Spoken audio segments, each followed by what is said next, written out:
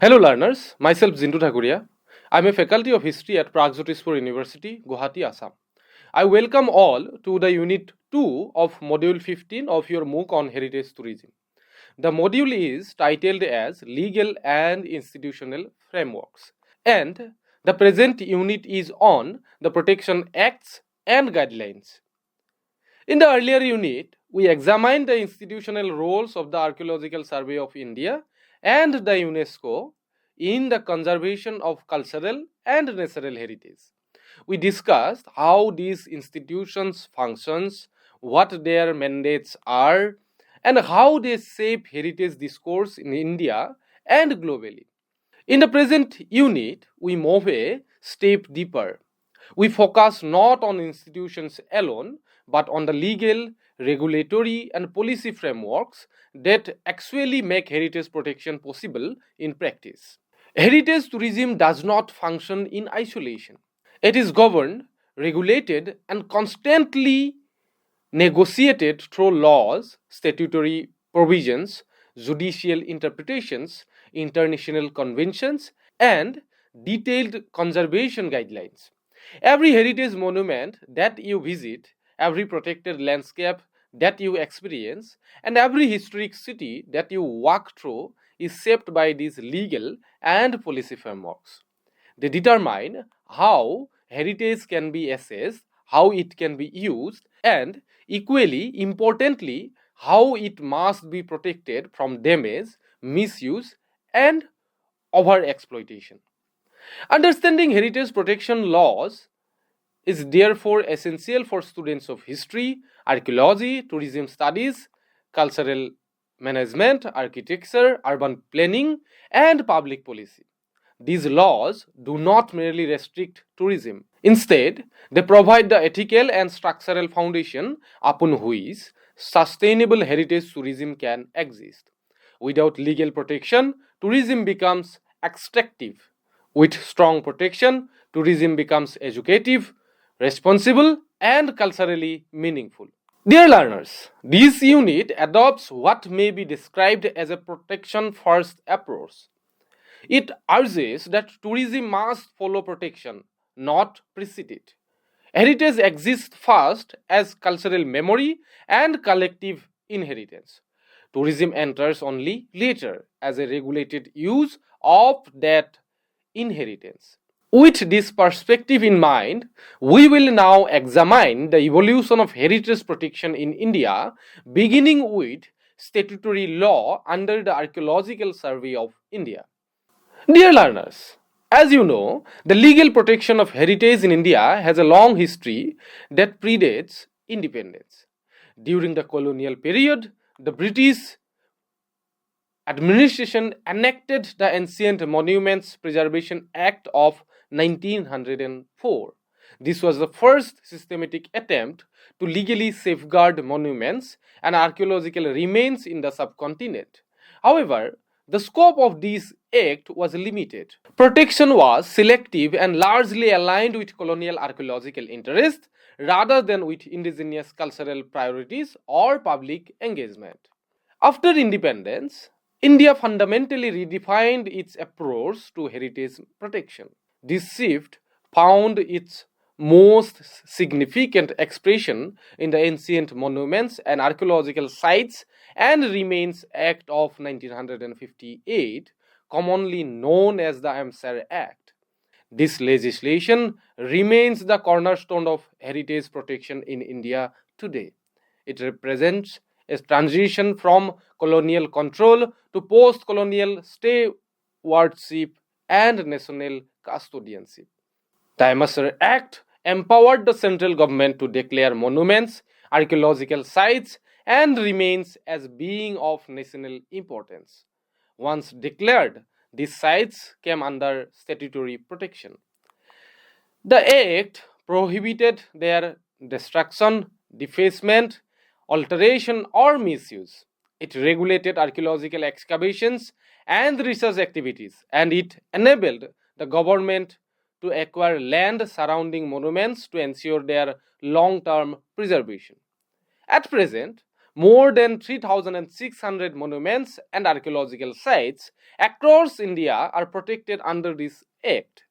These include prehistoric rock shelters, Buddhist stupas, early historic urban sites, medieval temples and mosques, forts and palaces, and colonial era buildings.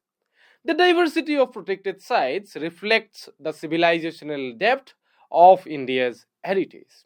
From the perspective of heritage tourism, the AMSAR Act introduces a crucial conceptual shift. Monuments are no longer treated as freely accessible public spaces or as commercial assets to be exploited. Instead, they are legally recognized as protected cultural property. Tourism activities such as ticketing, photography, filming, vending, cultural performances, and public events are allowed only within limits defined by conservation priorities. The MSR Act fundamentally changes how monuments function in contemporary society. Historically, monuments were often living spaces. They served as places of worship, administration, residence, or defense. In many cases, they were embedded within everyday social life. The post 1958 legal framework, however, transforms monuments into regulated cultural spaces. Access to these spaces is structured, visitor movement is monitored, commercial activity is restricted, conservation considerations take precedence over convenience or profit. This regulated access is not meant to alienate the public. Rather, it is designed to ensure that monuments survive for future generations. The UNESCO's approach to heritage tourism strongly reinforces these ideas. According to the UNESCO's tourism management doctrine, access to heritage is a privilege, not an absolute right. Visitor access must always be negotiated against conservation thresholds. When visitor pressure exceeds these thresholds, the heritage itself begins to deteriorate. This principle is central to understanding why legal regulation is essential for sustainable heritage tourism. Tourism must adapt to heritage, not the other way around. Dear learners, one of the most important contributions of the AMSAR Act is its recognition that heritage value extends beyond the physical structure of a monument. Heritage is inseparable from its spatial context. The surroundings of a monument, including its landscape, skyline, visual corridors, and underground archaeological deposits, are integral to its meaning and integrity. To address this, the Act empowers authorities to regulate activities in areas surrounding protected monuments. These regulations aim to prevent visual intrusion, control noise and vibration, reduce pollution, safeguard surface archaeological remains, and preserve the historical ambience of heritage sites. This spatial understanding of heritage protection became significantly stronger with the AMSAR Amendment Act of 2010. This amendment was introduced in response to growing threats posed by urbanization, tourism driven construction, and environmental degradation, particularly around iconic monuments such as the historic Taj Mahal. The amendment introduced a clearly defined prohibited area of 100 meters around every centrally protected monument. Within this zone, no construction or development activity is permitted under any circumstances. Beyond this lies a regulated area extending up to 200 or 300 meters depending on site specific conditions. In this zone, construction is permitted only after detailed scrutiny and approval. The amendment also led to the creation of National Monuments Authority. This expert body evaluates development proposals in regulated areas and ensures that decisions are informed by archaeological, architectural, environmental, and heritage considerations. From a tourism perspective, these zoning provisions functions as a legal firewall. They prevent heritage zones from being overwhelmed by hotels, resorts, commercial complexes, and unregulated infrastructure. They also help preserve the visual and experimental integrity of heritage sites, which is essential for meaningful visitor engagement. The establishment of the National Monuments Authority marks a shift from purely bureaucratic control to expert led governance. The authority consists of specialists from diverse fields, including archaeology, architecture, town planning, law, and heritage conservation. Its primary function is to scrutinize proposals for construction and development in regulated areas around protected monuments. It also frames site specific heritage bylaws that regulate building height, facade design, materials, signage, drainage, lighting, and across roads. In heritage cities facing intense tourism pressure, such as Delhi, Jaipur, and Agra, the role of the National Monuments Authority is particularly significant. It balances development needs with heritage protection and ensures that short term economic interests do not compromise long term cultural sustainability. In addition to legalization, the Archaeological Survey of India issues operational guidelines that govern the day to day management of heritage sites. These guidelines regulate photography and videography, including use of drones. They set norms for organizing cultural events, sound and light shows, and public gatherings. They also guide visitor movements, interpretation, accessibility, lighting, landscaping, and site amenities.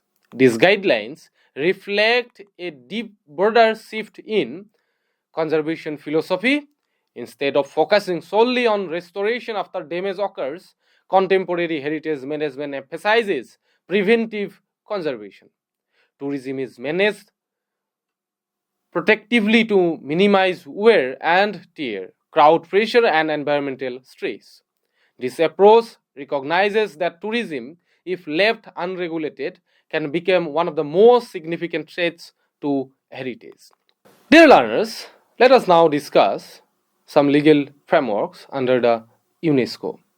India became a state party to the UNESCO World Heritage Convention in 1977. By doing so, it accepted international obligations to protect cultural and natural heritage of outstanding universal value. Today, India has more than 40 World Heritage sites, including cultural monuments, natural landscapes, and mixed properties. World Heritage status elevates these sites from national treasures to global responsibilities. They are protected not only by the Indian law but also by international conservation standards. The convention requires states parties to ensure effective legal and administrative protection, integrate conservation into development planning, prevent activities that threaten heritage values, and submit periodic reports on site conditions. The UNESCO's operational guidelines translate these obligations into practical requirements. They emphasize authenticity and integrity, the preparation of comprehensive management plans, regulation of visitor numbers, establishment of buffer zones, and continuous monitoring. Failure to adhere to these standards can result in warnings, reactive monitoring mission, or even delisting from the World Heritage List. This makes UNESCO a powerful influence on how tourism is managed at heritage sites. One of the UNESCO's most significant contributions to heritage tourism management is the concept of carrying capacity. Carrying capacity is not simply about numbers. It includes physical capacity, social capacity, managerial capacity, and perceptual capacity. This means that even if a site can physically accommodate a large number of visitors, tourism may still be unsustainable if it disrupts local communities, overwhelms management systems, or diminishes the quality of visitor experience. The UNESCO therefore recommends heritage impact assessments for any development proposal that may affect a World Heritage Site or its buffer zone. These assessments evaluate visual impact, structural risk, social consequences, and long term sustainability. This impact based planning ensures that tourism development does not compromise the survival of heritage assets. Heritage protection in India is shaped not only by legislation and policy but also by judicial interpretation. Dear learners, let us now briefly discuss on the judicial intervention and heritage protection in India. The Supreme Court of India and the National Green Tribunal have played a crucial role in strengthening heritage protection, particularly where tourism and development pressures are intense. The most significant example is the Taj Trapezium Zone case decided in 1996. In this case, the Supreme Court recognized the Taj Mahal as part of a living heritage ecosystem rather than an isolated monument. The court established a vast protected zone around the Taj, ordered the closure of relocation of polluting industries, and mandated cleaner fuels and traffic regulation. This judgment fundamentally altered the relationship between heritage protection, environmental law, and tourism. It made it clear that economic development must be subordinated to heritage sustainability. Similar principles have been applied in cases concerning the Delhi Rides, Mehrauli Archaeological Park, and Hampi. Courts have consistently ruled that protected heritage zones, courts have consistently ruled that protected heritage zones cannot be treated as real estate for tourism driven construction. The National Green Tribunal has further strengthened this approach by enforcing environmental impact assessment norms for tourism projects, restricting mining near heritage sites, and protecting coastal and riverine heritage landscapes. Dear learners, let us now briefly discuss a case study from the Indian World Heritage Site. The Taj Mahal provides a clear example of regulated mass tourism. With millions of visitors annually, the site faces challenges of overcrowding, pollution, and structural stress. Protection measures include visitor caps, timed ticketing, restrictions on vehicles, and limits on photography. These measures demonstrate how legal protection, judicial oversight, and UNESCO norms work together to regulate tourism.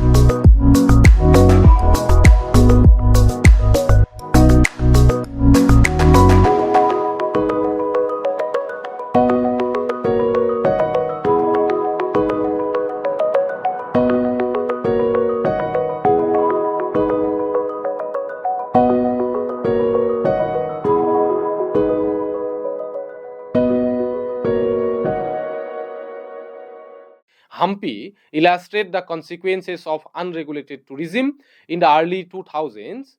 Uncontrolled development led to illegal guest houses, encroachment, and landscape damage. Following UNESCO's warning and Supreme Court's interventions, illegal structures were removed and tourism activities were regulated.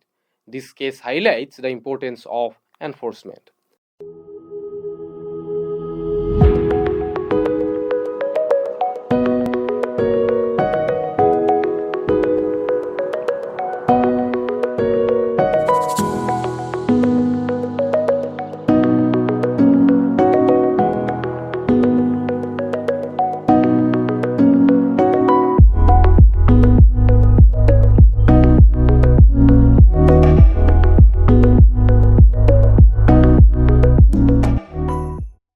Kaziranga National Parks in Assam shows how tourism must adapt to ecological thresholds, seasonal bans, vehicle limits, and zoning protect wildlife while allowing controlled tourism. These examples demonstrate how integration of heritage protection, environmental law, and tourism policy.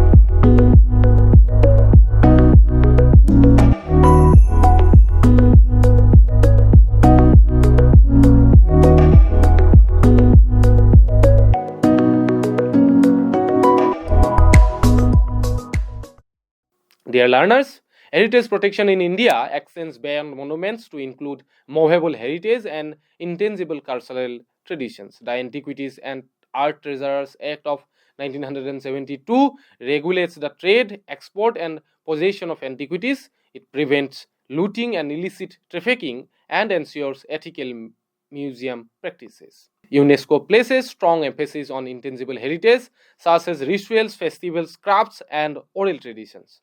Protection here focuses on community participation, continuity, and ethical tourism engagement. Tourism must support cultural transmission rather than distort or commodify living traditions.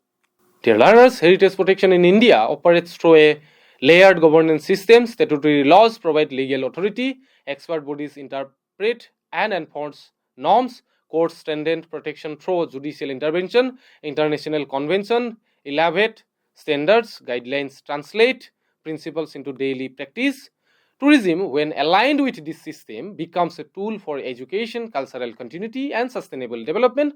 When detached from it, tourism becomes extractive and destructive, as we have discussed earlier also. Dear learners, the Indian experience clearly demonstrates that law does not hinder heritage tourism, instead, it civilizes it. Thank you.